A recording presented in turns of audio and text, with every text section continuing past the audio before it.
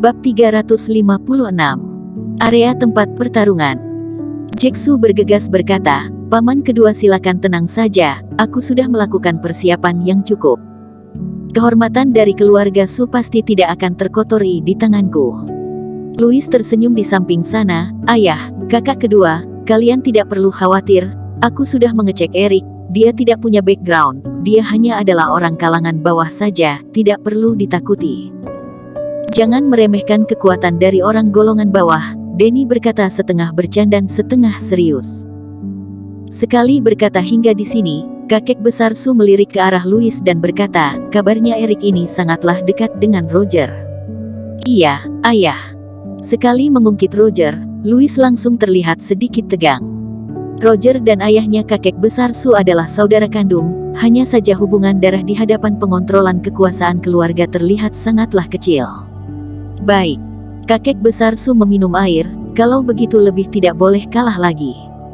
"Baik, kakek." Jack bergegas menganggukkan kepalanya, dia terlihat sedikit senang. Kakek besar Su dan Roger dulu pernah bersaing bertahun-tahun, dan sekarang sudah tiba saatnya keturunan mereka, tentu saja juga harus membandingkan yang mana yang lebih unggul. "Baik, pergi makan saja." Kakek besar Su melambaikan tangannya, barulah semua orang mulai makan. Lokasi pertempuran kali ini berada di sebelah kota B, namanya kota Z. Meskipun tingkat kemakmuran kota Z tidak bisa dibandingkan dengan kota B, tapi setelah berkembang bertahun-tahun, sekarang kota Z sudah seolah menjadi taman bunga kota B. Asosiasi Budo Kota B demi mempersiapkan pertandingan kali ini, mereka mengunci akses tempat terpencil yang sangat luas di daerah selatan kota Z agar tidak melukai orang yang tidak bersalah. Direktur Chang. Di area acara, ketua dari Asosiasi Budo Kota Z mendekat dan menyapa dengan Samuel Chang dengan ramah. Samuel hanya menganggukkan kepalanya saja, dia lalu memutarkan kepalanya ke samping. Ketua itu juga tidak merasa canggung, dia berkata, "Direktur Chang, apakah ada yang bisa saya bantu? Kamu tinggal bilang saja." "Tidak perlu," kata Samuel dengan ekspresi tidak enak. Meskipun kali ini pertarungannya ada di kota Z, namun sengaja melewatkan Asosiasi Budo Kota B, ini membuat mereka merasa tidak nyaman, mereka terus merasa ada sesuatu kesalahan. "Oh iya." Di saat ini, Samuel malah tiba-tiba memanggil ketua. Dia menunjuk ke sekitar, "Orang kami tidak cukup, kalian suruh orang untuk mengelilingi tempat ini, jangan biarkan orang yang tidak bersangkutan untuk masuk ke dalam, apakah kamu mengerti?" "Baik, baik." Seketika ketua lega, dia bergegas berkata, "Bagaimana dengan wartawan?" "Sepengetahuan kami, dari pihak Forum Budo juga mengirimkan wartawan." Ekspresi Samuel berubah, dia berkata dengan sangat tidak senang, "Semua kabar pertarungan kali ini perlu diblokir, mana butuh wartawan, apakah aku masih harus mengajari hal seperti begini?" Ketua langsung mengerti, dia bergegas menganggukkan kepalanya, "Baik, akan segera aku laksanakan." Setelah keluar dari tempat acara, ketua mengerutkan keningnya kepada sekretaris di sampingnya, "Ketua, aku dengar pengaruh pertandingan kali ini sangatlah besar di dunia Budo, sekalipun masih belum dimulai tapi pengaruhnya sudah menyebar hingga ke seluruh Nusantara, sekarang mengapa tiba-tiba mau memblokir kabar?" Ketua meliriknya dan berkata, "Semakin sedikit orang akan semakin mudah untuk melakukan sesuatu, apakah kamu mengerti?" Ekspresi sekretaris berubah, dia bergumam, "Maksud Anda Erik itu? Ada hal yang sebaiknya disimpan dalam hati saja." Sebelum sekretaris selesai berkata, dia langsung memotong perkataannya. Masih tersisa 1 hari sebelum pertarungan dimulai, Erik masih saja berada di keluarga Qin dan tidak pernah pergi sama sekali. Malam hari, Erik duduk di halaman latihan, dia sedikit mengerutkan keningnya.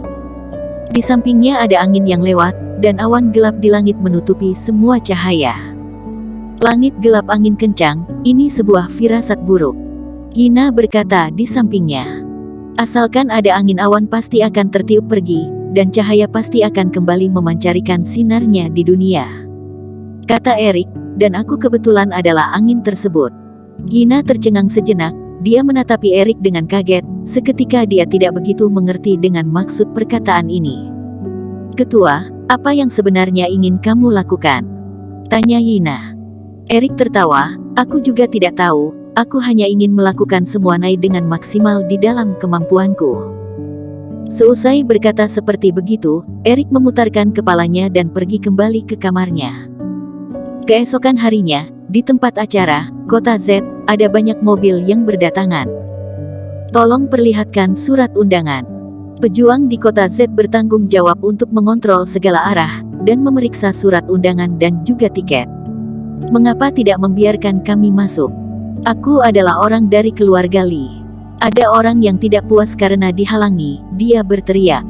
Namun tidak ada gunanya, baik keluarga seperti apapun, di hadapan Asosiasi Budo Kota B, semuanya tidaklah seberapa. Duh, tempat ini sungguh megah. Di saat ini, sebuah mobil Rolls-Royce dengan plat nomor kota H berhenti di depan pintu. Tuan Muda Teng, Anda juga datang. Ada orang yang datang untuk menyapanya. Teddy Teng berkata dengan santai, hal meriah seperti begini tentu saja tidak akan kekurangan sosok dariku. Tuan Muda Teng, Anda lebih memihak ke siapa? Tanya seseorang. Teddy berkata dengan santai, tentu saja Jack. Orang lain mungkin tidak tahu tapi Teddy pernah melihat mereka berdua dengan mata kepalanya sendiri. Saat itu, Eric dihajar oleh Jack layaknya seekor anjing, dan Samapi sekarang hanya lewat setengah bulan saja, tidak mungkin ada peningkatan drastis. Setelah Teddy tiba, para keturunan keluarga besar juga mulai tiba. Di saat ini, seorang wanita berpakaian hitam dengan wajah ditutupi mendekat. Berhenti. Pengecek tiket menghalanginya, di manakah surat undanganmu? Wanita berpakaian hitam itu mengerutkan keningnya, di saat ini, jarinya disentil dan langsung ada sebuah surat undangan yang terbang ke tangannya dari tempat yang tidak jauh darinya. Ini dia. Wanita berpakaian hitam itu memberikan surat undangan. Pengecek tiket meliriknya dan menganggukkan kepalanya, masuk saja. Di manakah surat undanganku? Tidak lama setelah wanita berpakaian hitam ini masuk, di luar pintu langsung ada seseorang yang berteriak. Aku benar-benar ada surat undangan, aku adalah orang dari keluarga Zhao Zongyuan, Asosiasi Budo Kota B mengirimkan kami surat undangan, jika kamu tidak percaya kamu boleh pergi mengeceknya. Kamu bilang iya memangnya iya. Aku bilang aku adalah orang Su kamu percaya. Yang tidak mempunyai surat undangan wajib pergi. Di dalam area pertandingan ada banyak keturunan jenius yang berkumpul di sini. Selain daripada anak-anak muda ini, ada banyak orang hebat generasi sebelumnya juga tiba di tempat ini. Dan di luar sana terlihat lebih rumit lagi, ada banyak superior yang tidak pernah muncul, semuanya menunggu di luar sana dengan tenang, bahkan bisa melihat banyak monster besar yang ada bertahun-tahun yang lalu. Ketua Kediaman Dewa Pengobatan tiba. Di dalam area lomba, Louis melirik ke arah sebuah arah dan berkata dengan tenang. Seusai dia berkata, semua orang melirik ke arah itu. Ketua dari Kediaman Dewa Pengobatan sangatlah menyayangi Eric, bagaimana mungkin dia bisa menerima surat undangan? Richard berkata dengan sedikit kaget. Di saat ini, Samuel kebetulan lewat di samping mereka. Richard bergegas memanggil Samuel, Senior Chang, apakah ketua dari Kediaman Dewa Pengobatan juga mendapatkan surat undangan?